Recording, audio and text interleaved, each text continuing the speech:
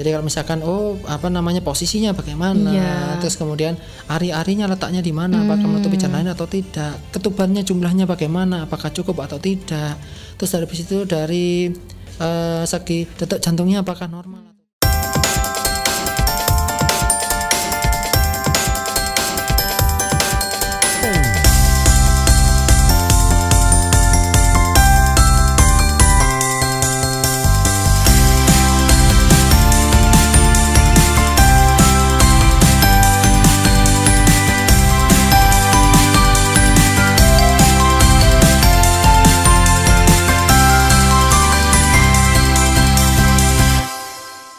Karismania kembali di 95,5 Karisma FM. Waduh, dari pagi hingga siang. Nah, dan ya pasti hari ini benar-benar istimewa ya Karismania. Kalau tadi ada dua narasumber, ada Dr. Arin dan juga Dr. Bram yang sudah membahas tuntas. Wah, kalau belum tuntas besok lagi insya Allah ada ya. Dan sekarang lanjut lagi, tapi beda. Kalau tadi bersama Dr. Arin, sekarang sendiri dong. Dr. Bram udah kendel ya.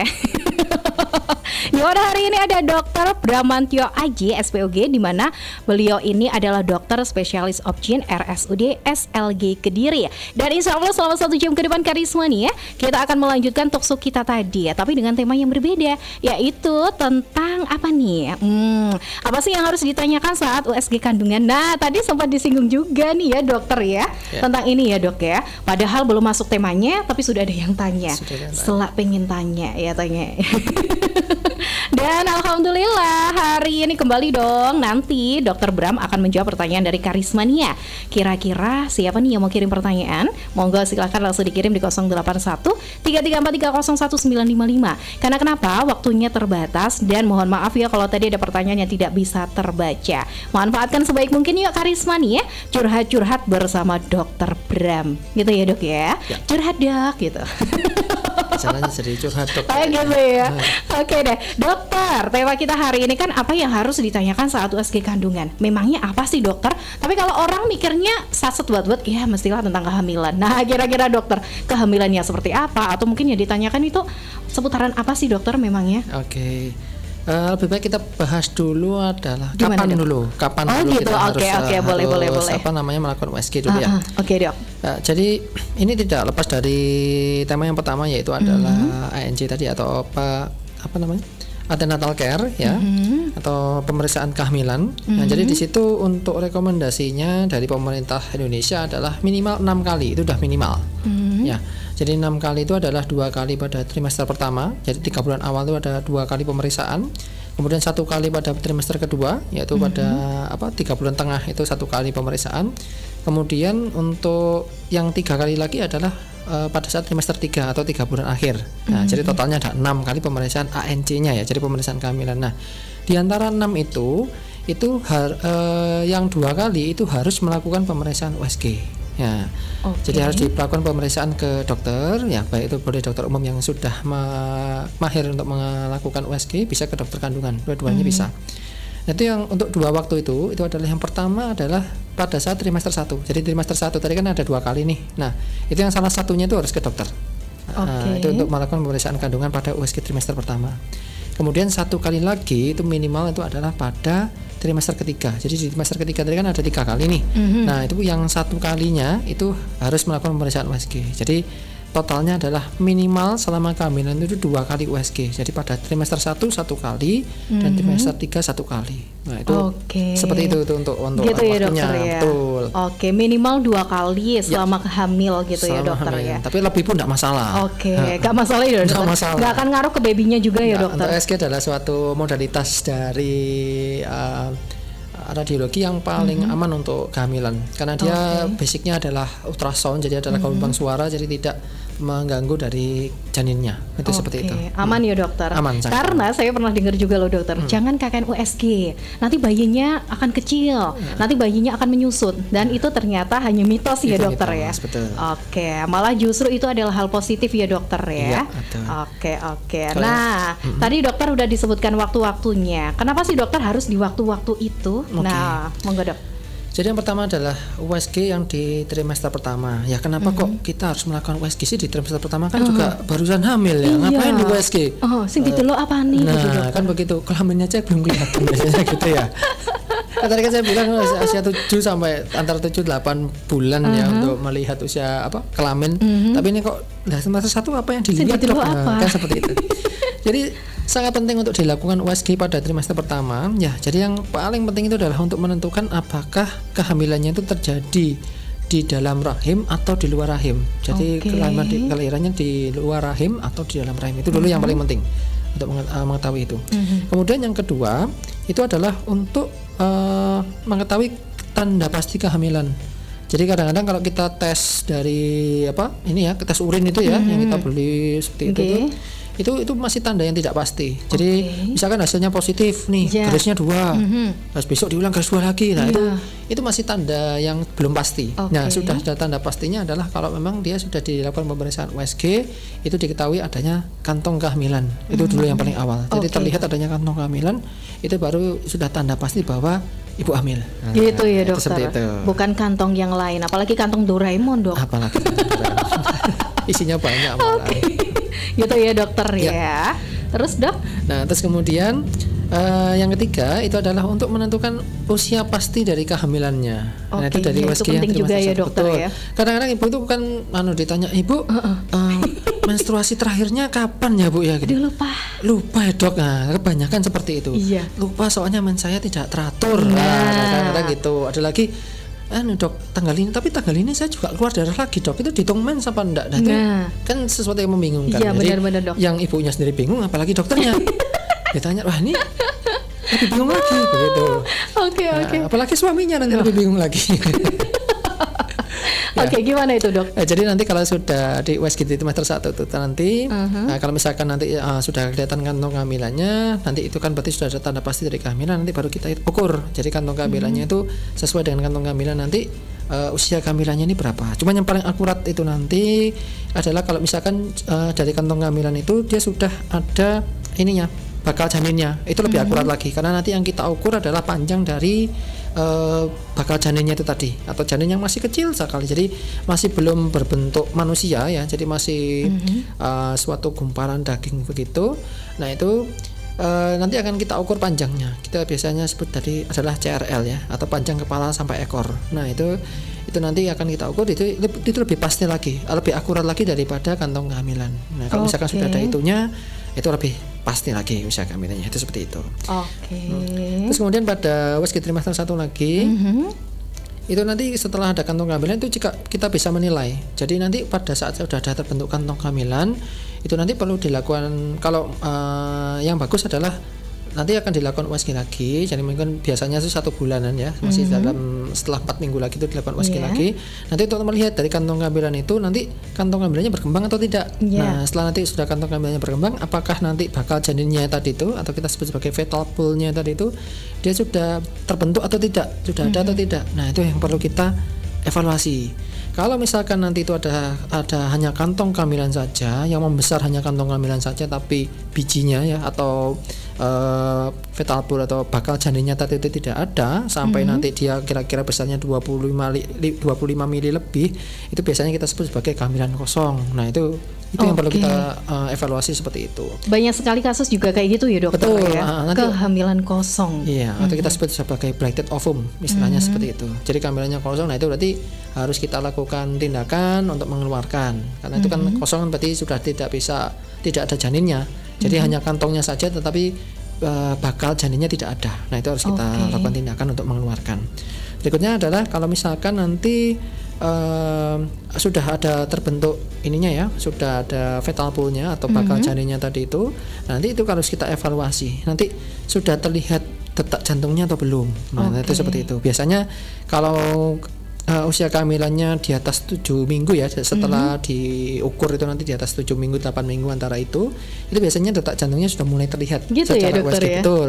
Jadi nanti kita bisa dengarkan detak jantungnya. Kalau misalkan nanti detak jantungnya itu sudah ada, berarti positif bahwa janinnya ini berkembang.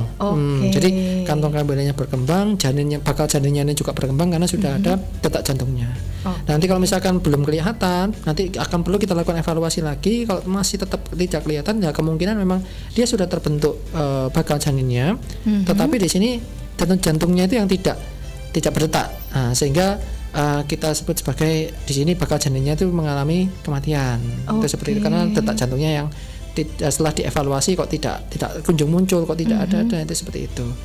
Oke, jadi memang macam-macam ya dokter ya. Makanya penting untuk USG di trimester 1 itu. Oke, pentingnya seperti itu karena memang untuk mengetahui keadaan janinnya, untuk memastikan juga gitu ya dokter. Ya, oke. Nah, Karismania mungkin ada yang pengen bertanya, silakan saja. Dan terima kasih yang sudah kirim pertanyaan tadi, dokter. Gimana kalau sembari kita ngobrol, sembari aku bacakan pertanyaan gitu ya dokter ya. Oke deh. Pertanyaan yang pertama datang dari Ibu Yuli yang ada di Kapasan. Selamat pagi dokter Bram. Kok pagi? Udah siang? Ya, semangatnya tetap semangat pagi. Gitu ya dok ya. Gara-gara dengarnya dokter Bram kat pagi nih. Saya mau tanya nih dokter, saya adalah seorang ibu yang berumur 35 tahun. Saya pengen lagi punya baby. Kira-kira di usia seperti ini rentan nggak sih dokter untuk resikonya? Karena saya dulu juga operasi nih dok. Apakah di kehamilan selanjutnya nanti waktu melahirkan itu juga harus operasi di dokter? Untuk jaraknya masih 1,5 tahun. Bagaimana dokter? Aduh, setelah kebelet ini dok, setelah pengen punya anak lagi ya. Gimana dok? Silakan dok. Saya jawab satu-satu dulu. Terkait usia, untuk usia produktif dari kehamilan yang aman, dari yang direkomendasikan adalah antara 20 sampai 35 tahun.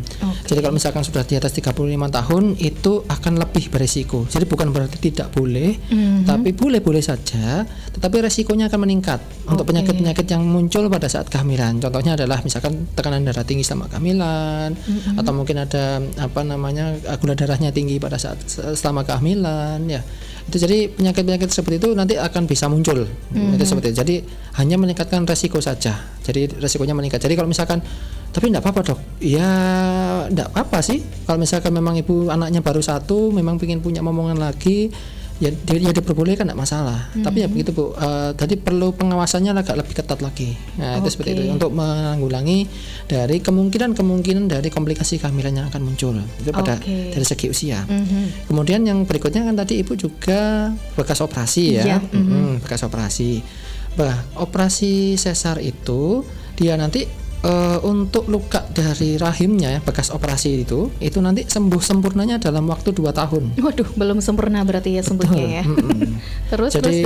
Jadi kalau misalkan nanti belum 2 tahun itu dia belum sembuh sempurna, sehingga nanti kalau misalkan itu terisi bayi lagi, terisi bayi lagi itu nanti akan ada resiko untuk dia akan membuka bekas operasinya. Bekas operasinya masih bisa ya dokter kayak gitu? Masih bisa. Kan memang kalau hamil kan semakin mekar. Betul, gitu. Nanti kan bayinya kan akan semakin besar, gitu. Nanti bekas operasinya itu dia bisa merekah lagi. Itu seperti itu. Kalau misalkan dia kurang dari 2 tahun, makanya bahaya kalau misalkan masih kurang dari 2 tahun.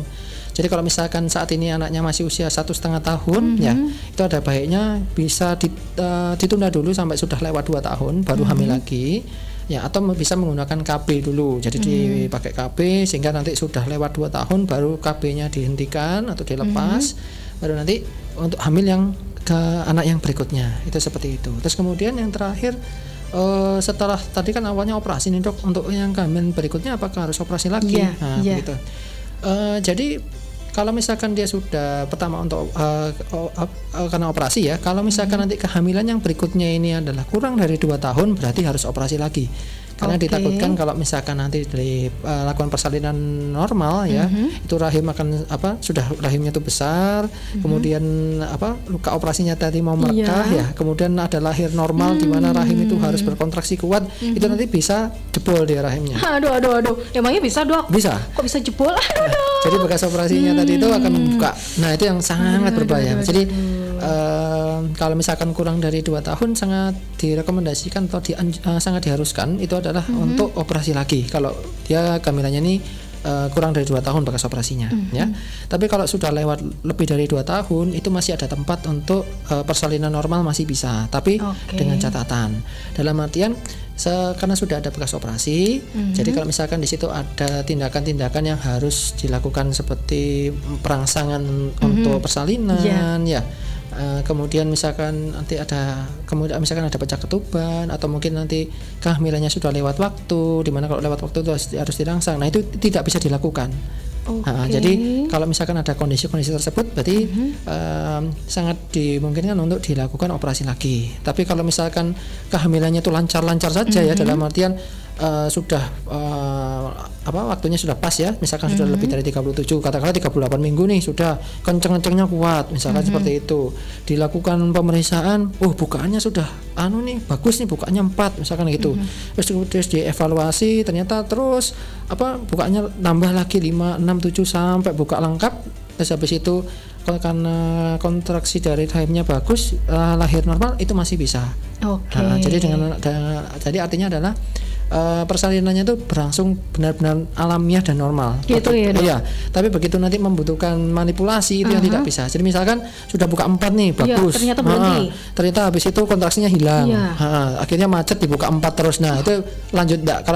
Kalau sebelum ada luka operasi kan masih bisa dirangsang. Dan ini karena ada bekas operasi tidak boleh dirangsang, itu harus dilakukan operasi lagi. Itu seperti itu. Tapi masih ada tempat kalau misalkan mau dicoba. Nah, kita namanya adalah VPAC. Jadi vaginal birth after cesarean section. Jadi itu masih boleh dilakukan dengan syarat-syarat itu tadi. Terus letaknya juga harus kepala. Kalau misalkan nanti sungsang itu tidak bisa. Itu harus operasi lagi. Itu juga menjadi kendala juga ya, dokter. Betul sekali. Aduh, dokter tahu nggak sih, sedikit curhat ya. Jenengan yang menjelaskan saya sedut-senut, dok. Tapi namanya ilmu itu penting, apalagi sebagai wanita ya. Walaupun kayaknya di rumah nih, aduh gimana gitu. Tapi ini ada ilmu Karisma nih ya. Mungkin Karisma nih di rumah juga ada nih ya, mungkin sedang hamil atau mungkin mau akan menikah. Ini juga penting banget nih, edukasi sekali ya. Jadinya kalau mungkin kurang jelas bisa ditanyakan. Lanjut lagi dokter, saya geser ke pertanyaan yang lain nih. Pertanyaannya dari Semanding. Dokter tahu Semanding enggak? Semanding itu enggak tahu. Enggak tahu. Ini di daerah-daerah Paris ini aja dok, ini di Semanding. Ini ada Mbak Devi nih dok. Assalamualaikum. Waalaikumsalam warahmatullahi wabarakatuh. Selamat siang Mbak Rahma dan juga Dokter Bram. Dokter, saya mau tanya tentang USG juga. Ini sebenarnya saudara saya hamil sudah 6 bulan, tapi tidak diketahui karena selama 6 bulan itu sebulan juga menstruasi. Itu gimana ya dokter ya? Minta tolong penjelasannya. Ini terjadi kepada keponakan saya. Apakah itu berbahaya sih dokter, menstruasi saat hamil? Apakah nanti juga akan membahayakan janinnya? Perlu nggak sih dokter kayak di USG di bulan yang ke-6 ini?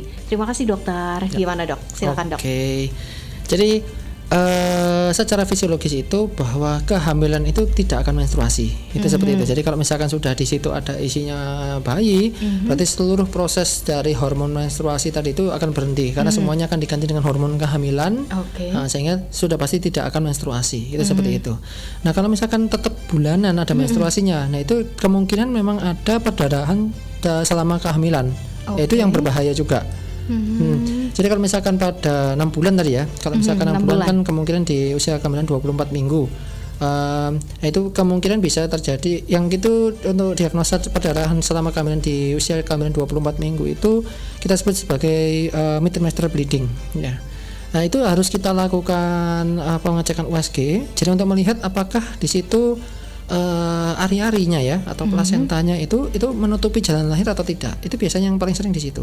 Jadi kalau misalkan di ari-arinya menutupi jalan lahir, kemudian karena ada aktivitas ibu atau ada tingkat stresor ibu yang menyebabkan adanya kontraksi pada rahim ya atau kencang-kencang bahasa Jawanya. Nah, itu nanti dia akan bisa membuat adanya perdarahan selama kehamilan itu tadi. Jadi kalau menurut saya untuk kasus ibu ini harus dilakukan USG dulu untuk mengevaluasi atau mengetahui sebabnya ini apa. Nah, paling sering itu adalah karena ari-arinya atau plasentanya itu yang menutupi jalan lahir.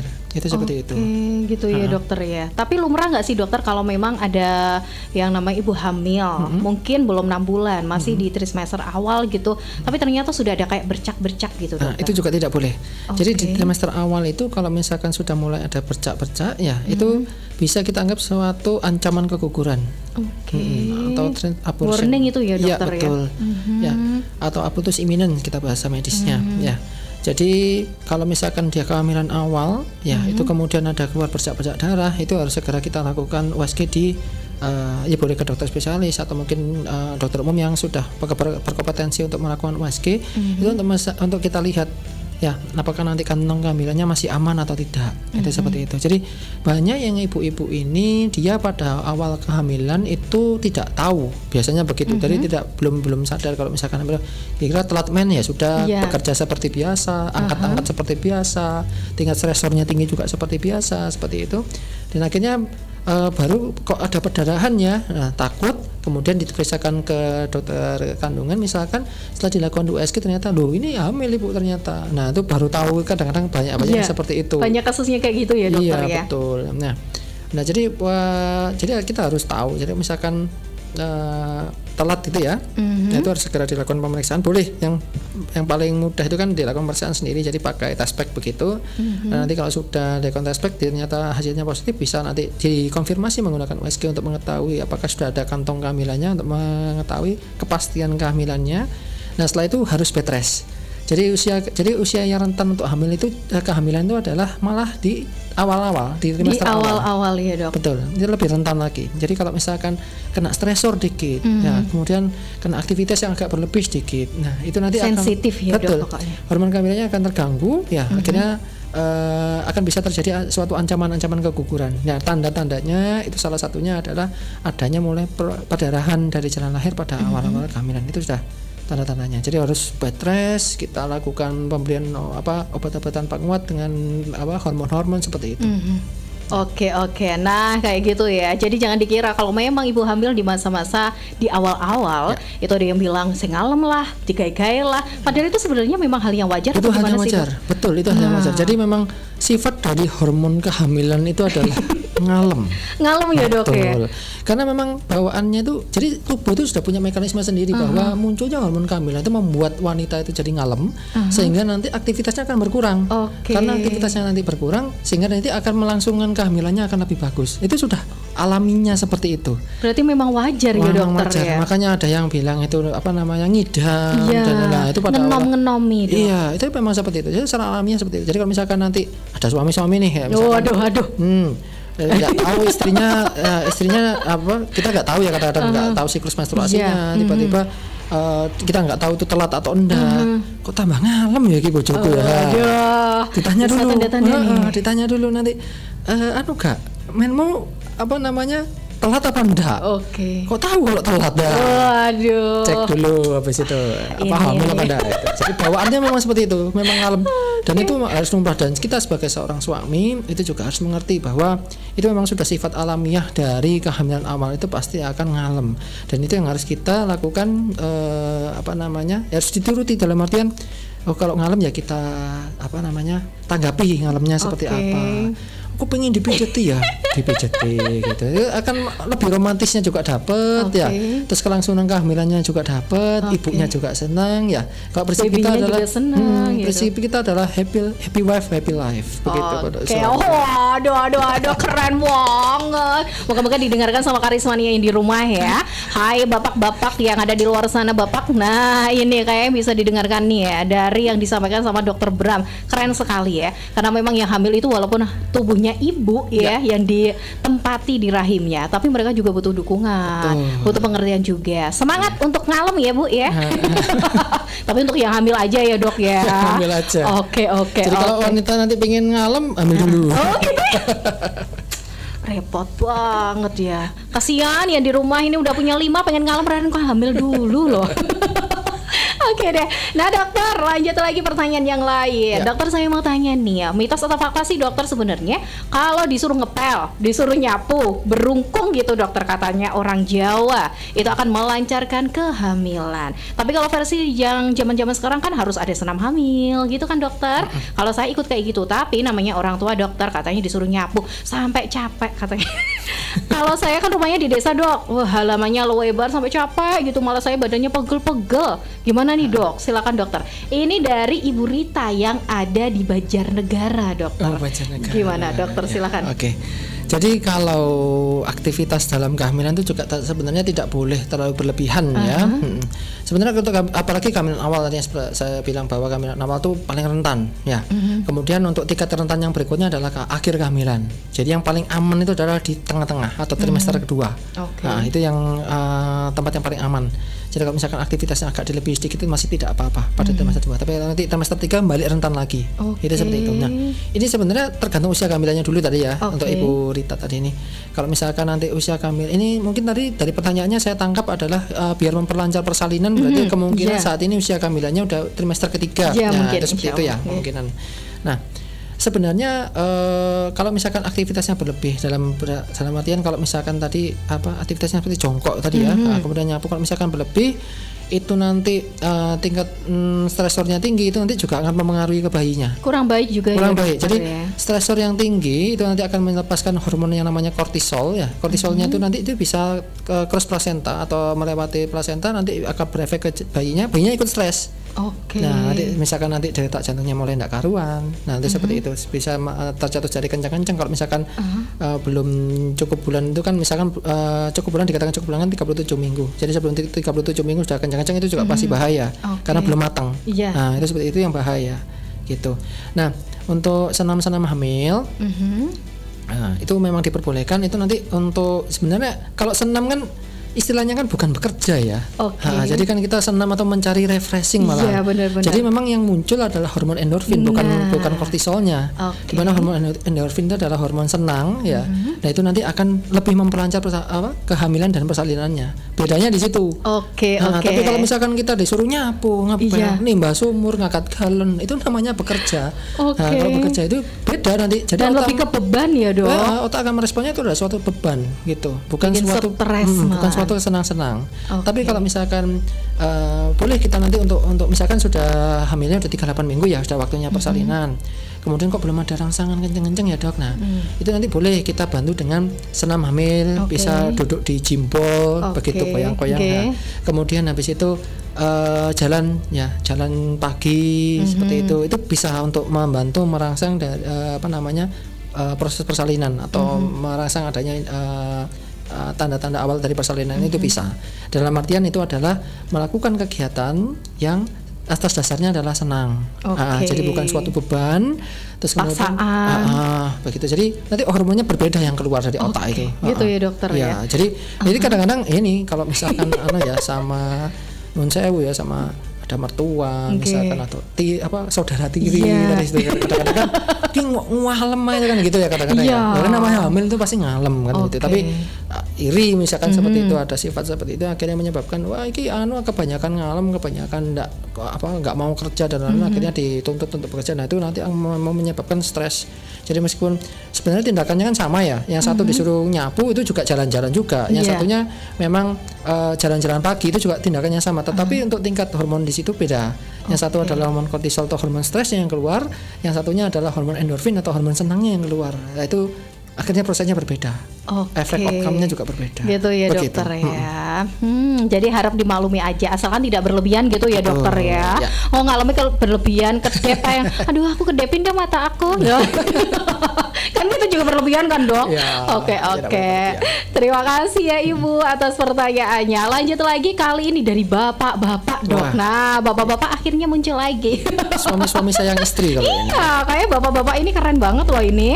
Terima kasih Dokter Bram dari tadi penjelasannya. Dan insya Allah saya sebagai laki-laki akan selalu belajar dan juga belajar mendukung istri saya. Tapi saya juga mau tanya dong, Dok. Istri saya kenapa ya, dokter, setiap hamil itu selalu bengkak kakinya dan juga darah tinggi, padahal sebelumnya dia tidak mempunyai riwayat darah tinggi.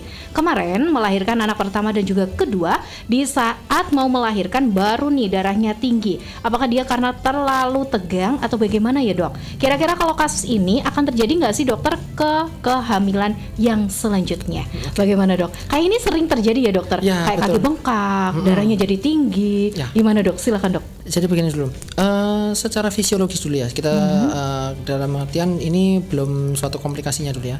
Jadi pada kehamilan yang normal ya, itu ada atau bisa terjadi bengkak pada kaki.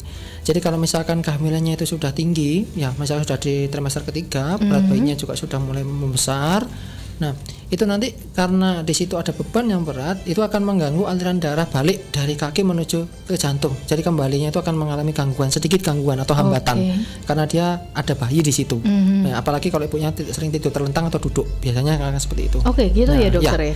Nah, akhirnya karena darah yang kembali ke jantung ini terhambat ya atau mengalami macet ya, akhirnya air ya yang ada di dalam pembuluh darah itu tadi dia akan terdistribusi keluar, sehingga nanti akan ke antara daging atau kita sebut sebagai ruang interstisial. Nah, nanti disebut itu akan menyebabkan adanya bengkak pada kaki. Ya, itu seperti itu. Jadi kalau sudah terjadi seperti itu, berarti kita harus melakukan tindakan yang banyak melakukan gerakan pada kaki. Jadi misalkan kita bisa lakukan tindakan jalan-jalan, ya. Kemudian nanti waktu tidur itu nanti kakinya agak diangkat sedikit. Boleh ya dok ya seperti itu ya. Itu masih bisa. Sehingga nanti kalau misalkan kita tuh aktivitas, ya, itu nanti ada dorongan dari otot itu untuk memompa darah dari kaki kembali ke atas atau kembali ke jantung, sehingga nanti bengkaknya juga akan berkurang. Jadi itu biasanya ibu-ibu yang mager. Nah, ya, jadi itu kan pengen manja dong. Pengen saking mangganya mungkin ya. Jadi akhirnya dia mager. Kemudian nanti akhirnya efeknya adalah aliran darahnya nggak lancar, kakinya bengkak. Itu kalau yang normal, ya. Nah, kalau misalkan ada yang kondisi tidak normal, itu adalah disertai dengan tekanan darah yang tinggi. Nah itu gimana dok? Itu yang bermasalah. Tekanan darah tinggi itu adalah suatu yang berbahaya pada kehamilan, bahkan sangat berbahaya. Ya. Sangat berbahaya ya dok. Jadi tidak boleh kalau misalkan ibu itu hamil, kemudian tekanan darahnya tinggi itu tidak boleh. Nah ini kan tadi kalau saya lihat dari pertanyaannya ada anak pertama, kemudian anak kedua, kan kasusnya sama. Ya kasus anak pertama dan anak kedua sama. Nah, untuk kehamilan di awal kehamilan atau primigravida ya, dalam artian masih anak pertama, itu memang ada resiko untuk mengalami tekanan darah tinggi pada kehamilan. Itu seperti itu. Nah, kok bisa dok? Jadi karena bayi itu adalah ada komponen ayah ya, jadi itu tetap sama tubuh ibu itu dianggap sebagai benda asing. Karena ada komponen dari ayahnya. Itu seperti itu. Oke. Secara fisiologis ibu itu nanti akan mengurangi pertahanan tubuhnya sehingga janin yang masuk ke rahim tadi itu tidak dilawan sama tubuh. Tapi nanti kalau misalkan proses itu ada mengalami kekurangan dalam artian pertahanan tubuhnya itu tetap berusaha untuk melawan ya. Jadi nanti akhirnya pembuluh darah yang dari antara janin tadi ke ibu itu nanti akan terbentuknya kurang sempurna. Itu seperti itu. Karena proses perlawanan tadi itu. Ya. Jadi makanya lebih sering itu terjadi pada hamil-hamil awal kasus tekanan darah tinggi ini. Nah, nanti karena sebab dari perlawanan itu tadi, nah nanti akan menyebabkan pembuluh darahnya akan mengalami pengecilan. Nah, nanti efeknya itu nanti di situ ari-ari yang terbentuk tadi itu karena pembuluh darahnya tidak sempurna, dia nanti akan mengeluarkan zat-zat yang menyebabkan terjadinya tekanan darah tinggi pada kehamilan. Nah, itu seperti itu. Jadi yang kita sebut sebagai preeklamsia namanya penyakitnya. Nah itu nanti itu bisa terjadi di awal kehamilan ya, biasanya di atas kehamilan 20 minggu, bisa di akhir kehamilan. Tapi biasanya outcome-nya akan lebih baik kalau misalkan dia terjadi di akhir kehamilan. Gitu ya dok. Ya, outcome untuk bayinya lebih baik, tapi outcome ke ibunya lebih buruk. Biasanya gitu. Tapi kalau misalkan dia terjadinya di awal kehamilan, outcome ke bayinya lebih buruk, outcome ke ibunya sedikit lebih baik. Soalnya ibunya akan lebih bisa mengalami adaptasi, ya. Tapi bayinya yang adaptasi dari awal karena pembuluh darahnya tidak begitu baik, biasanya beratnya akan berkurang. Itu seperti itu. Tapi kalau misalkan nanti terjadi di akhir kehamilan, bayinya itu udah besar, jadi aman-aman aja. Tapi ibunya karena terjadi proses yang akut atau mendadak, nah itu yang agak berbahaya pada ibunya. Jadi biasanya pengawasannya agak lebih ketat pada akhir kehamilan. Kalau misalkan sudah diketemukan ada tanda-tanda sudah mau kejang, nah itu yang biasanya kita lebih aman untuk dilakukan persalinan secara operasi. Itu seperti itu. Nah kemudian kalau misalkan nanti riwayat yang pertama, hamil yang pertama itu sudah ada riwayat preeklamsia seperti itu nanti untuk kehamilan kedua itu ada kecenderungan itu akan sama. Makanya di anak yang kedua tadi juga seperti itu. Itu kalau diterangkan secara teorinya itu memang seperti itu. Jadi memang ada kecenderungannya. Jadi kalau misalkan memang dari kehamilan yang pertama itu sudah ada bakat ya, atau misalkan sudah ada bakat ya. Bukan bakat menyanyi ya dok. Jadi memang ada penyakit preeklamsia atau ada kecenderungan tekanan darahnya tinggi pada kehamilan yang pertama. Kehamilan kedua nanti kita akan berikan jadi kalau akan berikan obat-obatan profilaksis dalam artian pencegahan. Jadi pencegahan dari obat-obatan yang mencegah dari awal agar kehamilan keduanya itu tidak sampai terjadi tekanan darah tinggi. Itu bisa ya dokter? Bisa. Makanya kalau misalkan sudah ada riwayat yang pertama itu mengalami preeklamsia, nanti kehamilan yang kedua itu kalau bisa kontrolnya di rumah sakit. Ya di rumah sakit SLG juga bisa. Itu mantul ya. Harus di rumah sakit SLG Kediri ya. Karena memang kalau memang kondisi seperti itu harus kontrolnya pun juga harus sering, atau bagaimana sih dokter? Apakah ada perbedaan dengan orang-orang yang tidak pernah merasakan penyakit ini atau mungkin ya sama saja? Bagaimana dok? Untuk kontrolnya bisa lebih sering ya, dalam artian untuk kita mengawasi Nah, dari pengawasannya harus lebih ketat. Kalau misalkan nanti kontrolnya katakanlah tetap, kalau misalkan usia kehamilannya masih awal itu masih setiap 4 minggu untuk jadwal kontrolnya, dan nanti untuk kontrol di bidannya ya, atau misalkan di fase ke-1-nya di puskesmasnya itu harus agak lebih sering. Jadi setiap minggu katakanlah itu kita harus cek tensinya. Kemudian untuk obat-obatan yang sudah diberikan dari rumah sakit ya itu harus diminum agar nanti bisa melakukan pencegahan terhadap penyakit ini. Nah, pada kasus Bapak tadi itu untuk kehamilan yang ketiga ya, jadi kalau hamil lagi ini bagaimana dok? Apakah ada resiko? Kalau sudah 2 kali seperti itu, berarti insya Allah kehamilan yang ketiga kemungkinan ada resiko lagi untuk jadi preeklamsia lagi. Nah, maka dari itu kalau misalkan masih dok, tapi saya tetap pengen punya anak biar 3 gitu ya. Biasanya tuh ngejar, misalnya kalau yang pertama laki-laki dapat perempuan dok, jadi bikin punya anak lagi sampai perempuan. Coba terus ya dok. Coba terus. Enggak apa-apa, cuman nanti ya itu tadi. Jadi dari awal sudah harus melakukan pemeriksaannya di rumah sakit ya. Bisa contoh di rumah sakit SLG seperti itu. Jadi nanti kita akan memberikan treatment atau memberikan pengobatan untuk pencegahan agar penyakitnya itu tidak sampai kambuh. Dan nanti pengawasan dari tekanan darahnya juga harus ketat. Nah, nanti seperti itu. Jadi bisa dicegah sebenarnya ya dokter ya. Bisa. Oke, langsung saja Bapak. Ini karena Bapak memang lokasinya katanya di daerah Kediri Pasan. Wah, cocok. Bisa. Nanti bisa konsul juga sama dokter Bram ya. Oke.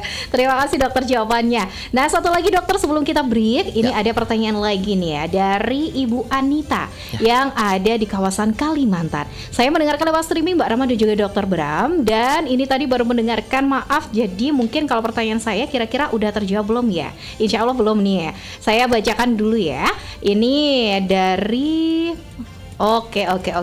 Ini katanya saya saat hamil itu merasakan kayak perut saya itu membesar. Dan juga badan saya juga semakin bertambah beratnya dokter.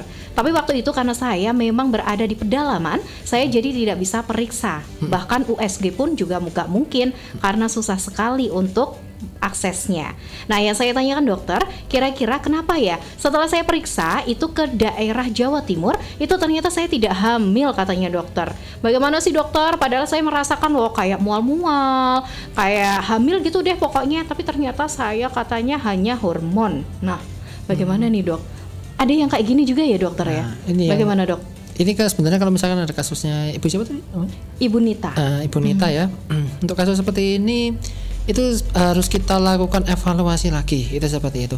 Ya tadi ada dikatakan perutnya membesar, itu yang saya bayangkan ini membesarnya itu seperti apa? Kalau misalkan tidak, maksudnya kayak misalkan kadang-kadang perasaan aja, gitu kadang-kadang dia hanya perasaan aja kok. Apalagi kalau misalkan lagi ingin punya anak nah itu biasanya itu gitu. Sugesti sendiri gitu ya dok.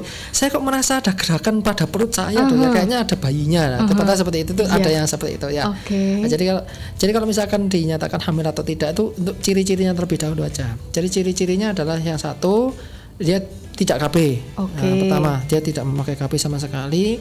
Terus kemudian berhubungan dengan normal, secara normal ya.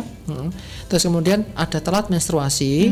Setelah telat menstruasi baru dicekkan tes yang paling simple untuk mengetahui tanda tidak pasti kehamilan, itu adalah menggunakan tes urin tadi itu.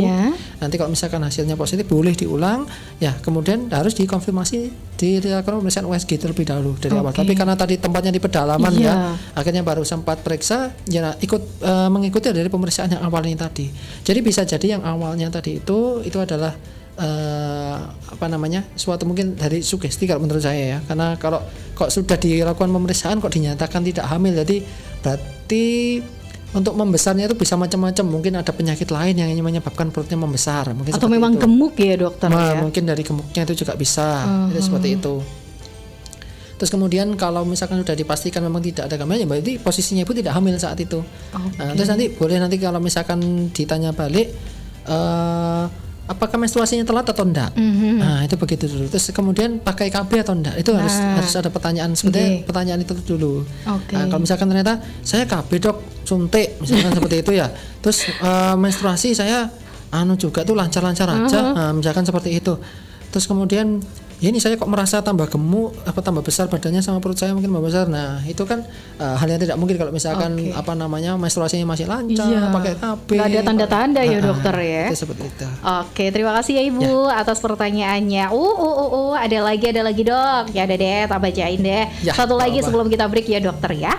Ada Ibu Kiki yang ada di Kepung. Dokter, saya mau tanya, kalau USG di rumah sakit Penjenengan. Nah, rumah sakit Penjenengan ya dokter ya. Berarti di RSUD SLG berarti ya? Iya, di rumah sakit Penjenengan dokter, rumah sakit umum di SLG. Nah, itu saya dulu juga pernah ke sana dokter waktu anak pertama. Untuk sekarang ini kalau USG-nya itu secanggih apa sih dokter? Terus kira-kira untuk pendaftarnya bagaimana dokter? Apakah saya harus ke sana? Apakah juga ada online sih dokter untuk sekarang ini? Gimana? Karena rumah saya cukup jauh di daerah Kepung. Gimana dok? Silakan. Ini yang bisa menjawab ini adalah manajemen.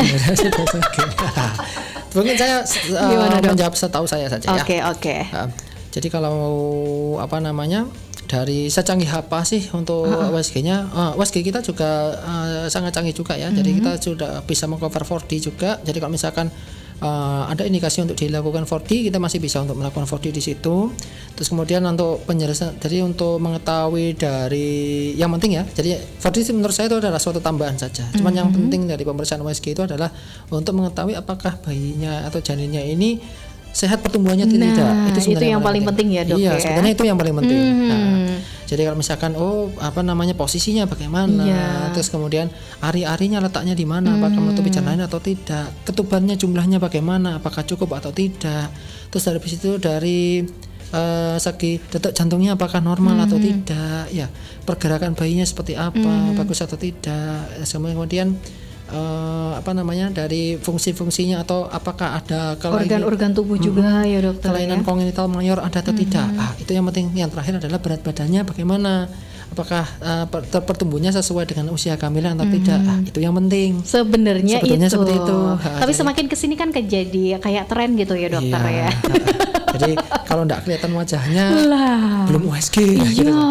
Gitu dong. Sebenarnya itu yang penting. Jadi sebenarnya itu yang perlu saya sampaikan. Jadi pada bahasanya pada USG di trimester ketiga. Jadi itulah yang sesuai dengan tema. Jadi apakah yang perlu kami tanyakan pada saat USG. Nah, itu tadi untuk yang trimester 1 tadi itu yang sudah saya bahas tadi. Nah, ini sekarang untuk yang di trimester ketiga. Jadi yang perlu kita ketahui ya itu adalah lebih ke arah bagaimana kondisi kehamilannya. Begitu. Jadi bukan bagaimana wajahnya, apakah mirip siapa itu. Kalau menurut saya selama saya melakukan 4D ini ya itu ya mirip bapaknya ya enggak, kadang-kadang itu mirip ibunya juga enggak begitu, kok malah mirip saya. Ya Allah dong, ngeri ya dong. Jadi gitu. Yang penting itu tadi kondisi kehamilannya bagaimana. Jadi yang pertama adalah menilai apakah kehamilan saya ini single atau enggak, itu dulu.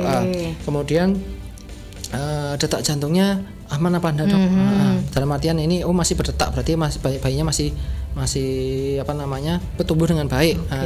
Kemudian kita nilai dulu ari-arinya. Ari-arinya letaknya di sini. Itu juga penting juga ya dokter ya. Kalau misalkan ari-arinya letaknya ada di samping, ada di nanti tergantung akan mempengaruhi dari proses persalinannya nanti gampang atau tidaknya. Itu seperti itu.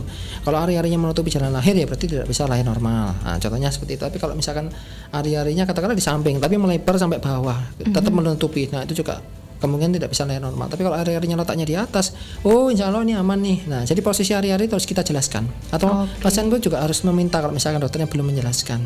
Kadang-kadang agak cepet-cepet gitu, terus habis itu kelupaan menjelaskan. Sebenarnya mau menjelaskan, cuman karena fokusnya ke mungkin ada hal yang lebih penting, sehingga kelupaan untuk menjelaskan itu boleh ditanyakan. Pasien itu punya hak untuk menanyakan prosesi ari-arinya bagaimana dok, gitu. Kemudian dari jumlah cairan ketubannya, apakah cairan ketubannya ini normal atau tidak dok, cukup atau tidak, juga penting itu ya dokter. Itu penting, ya. Karena kalau misalkan cairan ketubannya kurang akan mempengaruhi pertumbuhan dari janinnya. Nanti seperti itu. Terus kemudian dari sistem organnya, tangannya sudah bagus, ada dua jarinya, itu boleh. Jarinya lengkap enggak dok? Jarinya lengkap apa enggak? Nah kemudian nanti dari detak jantungnya normal atau tidak. Nah itu seperti itu. Kemudian yang terakhir adalah beratnya, itu sesuai dengan usia kehamilan atau tidak dok? Apakah terlalu kecil atau terlalu besar? Nah itu harus kita tanyakan, atau dari dokter juga harus menjelaskan seperti ya, itu. Dok? Itu yang paling penting malah itunya. Oke. Nah, terus apakah ada kelilitan tali pusat atau iya, tidak? Itu, Dok. Itu juga perlu dijelaskan. Karena kalau misalkan ada lilitan, kemungkinan nanti pada proses persalinannya kalau misalkan lilitannya tetap dan kuat, nanti misalkan pada proses persalinannya itu macet ya mungkin karena lilitannya itu tadi. Nah itu masih bisa. Terus kalau misalkan ada lilitan kemudian nanti bayinya kok detak jantungnya waktu mau persalinan kok agak naik turun dan lain-lain, atau mungkin rendah atau mungkin terlalu tinggi detak jantungnya, mungkin karena lilitannya, itu perlu kita evaluasi juga. Baru nanti tambahannya itu dalam artian tambahannya jenis kelamin ya, terus kemudian nanti mungkin dari profil wajahnya bagaimana, hidungnya mirip Tonggoninda gitu ya. Ada yang pesek enggak dok? Wah ini sebentar. Aduh, pipinya tembem apa enggak? Aduh, pantatnya gimana dok? Bisa goyang nggak nanti? Nah itu enggak apa-apa, tapi pertanyaan tambahan. Pertanyaan tambahan ya. Dan boleh ya berarti ya dokter, kalau seorang pasien itu juga lebih aktif. Kalau mungkin memang dalam kondisi tertentu seperti yang penjenengan bilang, dokter mungkin akan lebih menjelaskan hal-hal yang lebih penting lainnya gitu ya. Betul. Ternyata kelupaan atau karena waktu dan lain sebagainya. Boleh berarti ya dokter ya. Boleh. Apalagi di rumah sakit SLG gitu ya dokter ya. Bakal dijawab setuntas-tuntasnya bersama dokter Bram nanti. Oke. Dok, kita break sebentar. Siap. Dan sesaat lagi Karismania kita akan kembali. Monggo kirim pertanyaan terbaiknya di 081334319555.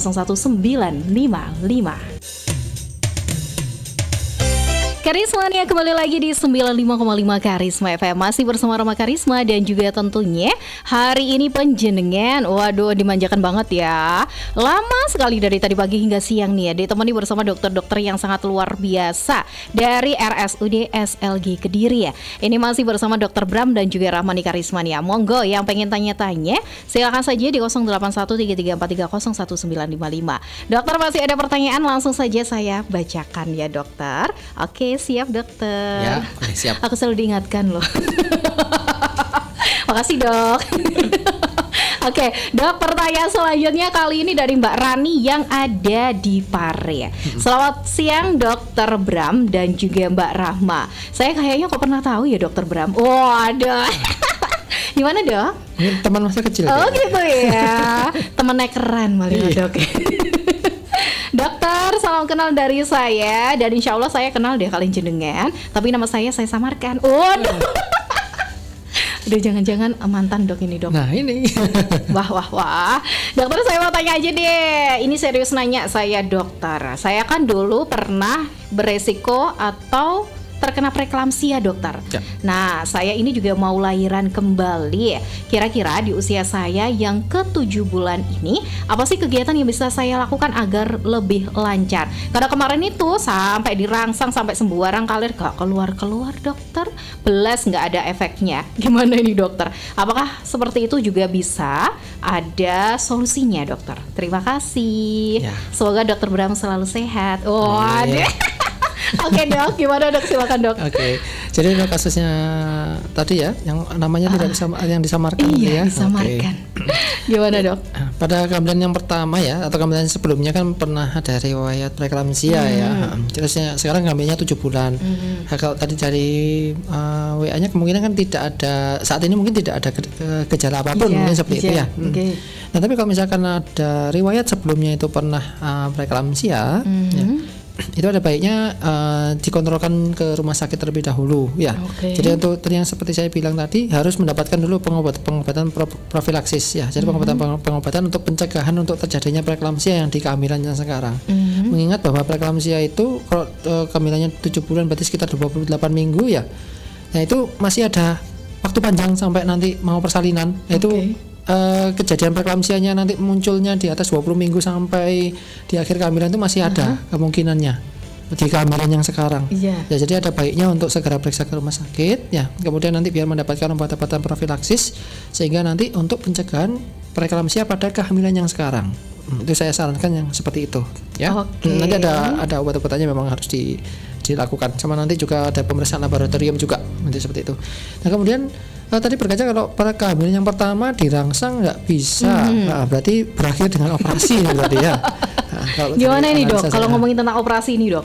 Ya, sebetulnya kalau misalkan ini kehamilannya belum ya, misalkan ini adalah kehamilan yang pertama atau belum ada bekas operasi ya, itu masih bisa diusahakan. Misalkan kalau dirangsang dan lain-lain itu masih bisa. Tapi kalau misalkan ini bekas operasi ya, terus kemudian masih bisa ada tempat. Kalau misalkan anak yang pertama tadi ya lebih dari 2 tahun ya, sudah kehamilan sudah lebih dari 2 tahun, itu nanti masih bisa dicoba untuk persalinan normal terlebih dahulu. Cuman tidak boleh dirangsang lagi.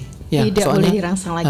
Karena soalnya sudah ada bekas operasi. Jadi kalau misalkan ada kemacetan atau nanti sampai lebih dari waktu yang dibatas dari persalinannya, ya berarti harus operasi lagi. Itu seperti itu. Nah, untuk hal-hal apa dok yang bisa diusahakan nanti misalkan kalau misalkan bisa merangsang adanya kontraksi secara alamiah, misalkan seperti itu ya. Nah, itu bisa. Tapi dilakukannya nanti pada usia kehamilan yang sudah mendekati. Jadi sekitar usia kehamilan 36-37 minggu ya. Itu nanti bisa kita lakukan seperti tadi itu senam menggunakan jimpol, itu bisa ya. Jalan-jalan pagi dalam artian tadi ya adalah senang. Ya, jadi memang melakukan aktivitasnya adalah memang niatnya adalah olahraga bukan karena terpaksa.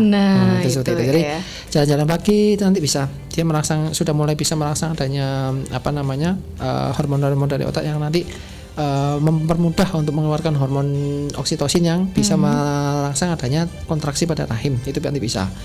Kemudian ada saya pernah baca itu ada, tapi masih belum akurat ya kalau menurut saya. Itu ada penelitian yang dari UI kalau tidak salah itu menggunakan buah-buahan itu juga bisa. Jadi mengkonsumsi buah-buahan ternyata akan bisa membantu untuk mengawali induksi dengan secara alamiah. Itu ternyata seperti itu.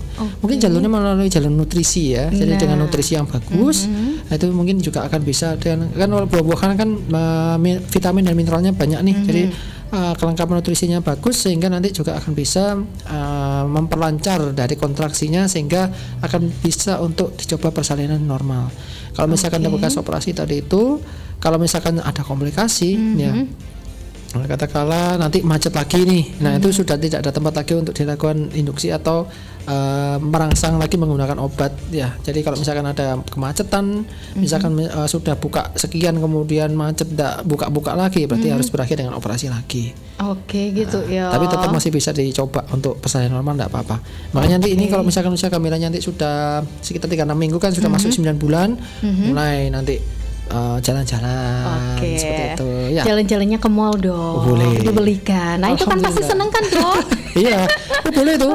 Solusi yang lumayan itu. Jadi jalan-jalan ke mall sambil ngalem ke suaminya. Iya dong. Nanti minta dibelikan ini itu boleh.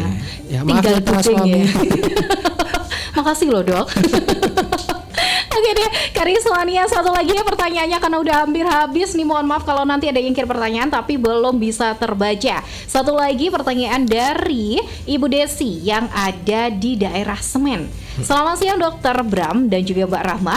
Dokter, alhamdulillah saya dulu juga pernah dibantu sama dokter. Waduh, ternyata pasiennya. Saya dulu juga melahirkan di RSUD SLG Kediri. Dan dokter, saya mau tanya, saya kan kemarin preeklamsia dokter. Tapi kenapa kayaknya efeknya sampai sekarang itu kok masih ada dok? Padahal sebelum hamil saya itu tidak pernah darah tinggi. Kenapa efek dari preeklamsia yaitu darah tinggi masih ngikut sampai sekarang? Bahkan hampir 1 tahun loh dokter saya melahirkannya. Bagaimana ini dokter? Padahal dari asupan sudah saya jaga. Bagaimana dok solusinya dok? Terima kasih. Bagaimana silakan. Oke. Jadi memang untuk kondisi preeklamsia itu dia memang sebagian besar itu nanti dia setelah bayinya lahirnya kan penyebabnya adalah ari-arinya yang tadi ya. Nah, kalau misalkan ari-arinya sudah dilahirkan itu nanti sebagian besar dia akan kembali normal lagi. Jadi kondisinya akan kembali normal ya. Nah, tetapi nanti ada kondisi preeklamsia yang nanti sudah dari awalnya itu dia sudah karena saking parahnya ya. Itu nanti ada sebagian pembuluh darah yang tidak bisa kembali ke bentuk yang normal lagi. Gitu ya dokter. Jadi ada sequelnya. Itu ada yang seperti itu. Sequelnya nanti contohnya adalah tekanan darahnya tetap tinggi, misalkan seperti itu. Nah, nanti kalau misalkan tekanan darahnya tetap tinggi, itu tidak apa-apa. Jadi nanti kita melakukan pengobatannya kalau misalkan secara alamiah. Jadi minumnya atau makanannya yang obat buah-buahan akan lebih banyak, misalkan seperti itu. Itu nanti untuk bisa, karena dengan kondisi vitamin yang banyak nanti akan bisa ada regenerasi dari pembuluh darah. Harapannya nanti pembuluh darahnya akan bisa regenerasi sehingga akan kembali lebih baik lagi pembuluh darahnya. Gitu ya dokter. Ya. Jadi nggak perlu dikhawatirkan berlebihan gitu ya dok? Nggak perlu dikhawatirkan berlebihan. Kecuali nanti posisinya mau hamil lagi. Nah itu nanti baru diberikan pengobatan lagi yang profilaksis yang tadi bilang tadi itu. Itu seperti itu.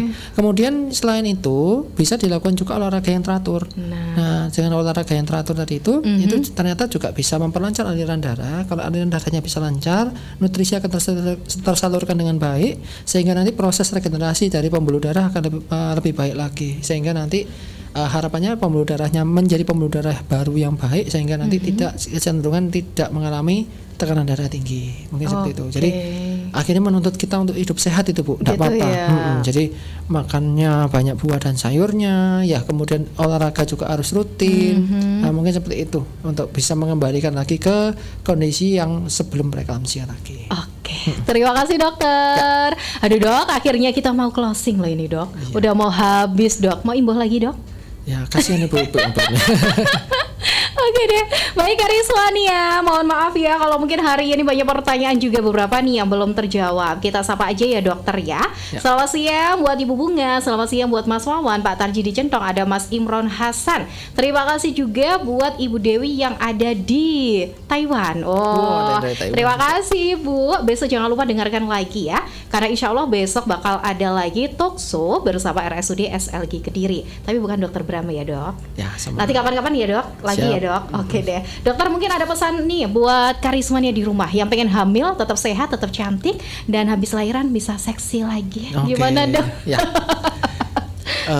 Jadi untuk terkait tadi ya, kalau misalkan sesuai dengan tema ya, apalagi yang harus ditanyakan pada saat waskita tadi sudah saya jelaskan. Nah kalau ini sekarang pesan-pesannya ya, biar nanti kehamilannya biar tetap cantik ya, kemudian setelah kehamilan tetap kembali lagi seperti artis Korea mungkin ya. Bukan korengan ya dok? Korea dong. Terus dok. Ya, jadi agar itu ibu hamil itu tetap sehat ya, dalam artian bayi dan ibunya tetap sehat, itu yang saya rekomendasikan adalah kenaikan berat badan ibu selama kehamilannya itu yang harus dijaga. Nah, itu nanti di buku KIA itu sudah ada. Jadi untuk rekomendasi dari kenaikan berat badannya ya, jadi pertama harus menghitung dulu indeks massa tubuhnya ibu ya sebelum hamil. Ya, kemudian nanti akan ditentukan ibu masuk kategori yang mana. Di situ nanti ada 4 kategori ya. Nah, nanti itu ikuti saja di situ untuk kenaikan berat badannya seberapa, itu di situ. Nah, yang paling penting adalah jangan sampai dia kurang dari garis bawah atau garis yang direkomendasikan. Kalau kurang dari garis yang direkomendasikan itu nutrisi ke bayinya kurang. Itu seperti itu. Nah, jadi itu yang jangan sampai. Tapi kalau misalkan lebih dari garis yang rekomendasi yang paling atas, itu menurut saya masih tidak apa-apa, karena bayinya akan dapat nutrisinya tetap baik. Nah, kelebihan nutrisinya masuknya ke ibu. Nah, yang paling bagus itu adalah sesuai dengan garisnya. Jadi di antara garis paling atas dan garis paling bawah. Sehingga nanti di situ kalau berdasarkan penelitiannya, kalau misalkan kenaikan berat badannya mengikuti itu nanti kenaikan berat badan bayinya itu cukup, kenaikan berat badannya ibu juga sesuai, sehingga nanti setelah melahirkan itu untuk kembali ke bentuk badan awalnya lagi itu bisa. Tapi kalau misalkan lebih dari garis yang atas, yang direkomendasikan garis yang atas itu lebih dari itu, ke bayinya tetap bagus, tidak ada masalah. Nah, penumpukan akhirnya lainnya kan mau masuknya ke ibu. Itu nanti tetap akan bisa kembali lagi, cuman agak ekstra gitu saja. Ya, dok, dan tidak ada kata diet selama kehamilan, itu perlu ditekankan. Jadi kalau misalkan sudah terlanjur berat badannya tinggi, ya sudah, biarkan aja, tetap aja makan. Memang ibu perlu berkorban, dan itu adalah pahalanya ibu selama kehamilannya di situ itu. Kan pengen dokter hamilin juga seksi. Tetap seksi di mata suami. Oke deh. Dokter terima kasih. Matur sembahnuan waktunya luar biasa hari ini full loh dok ya. Luar biasa, masih kuat, masih sehat ya dok ya. Alhamdulillah sehat. Oke deh. Matur sembahnuan dokter, semoga selalu sehat dan semoga saja di lain kesempatan bisa bertemu kembali. Jangan kapok ya dokter ya. Insya Allah enggak kapok. Matur nuwun dokter. Oke Kariswania, sekarang saatnya Rama Karisma pamit, dan pastinya sesaat lagi Rama bakal menemani penjenengan tapi dengan singgasana yang berbeda ya. Matur sembah nuwun, salam sehat. Wassalamualaikum warahmatullahi wabarakatuh. Karisma FM benar-benar menghibur.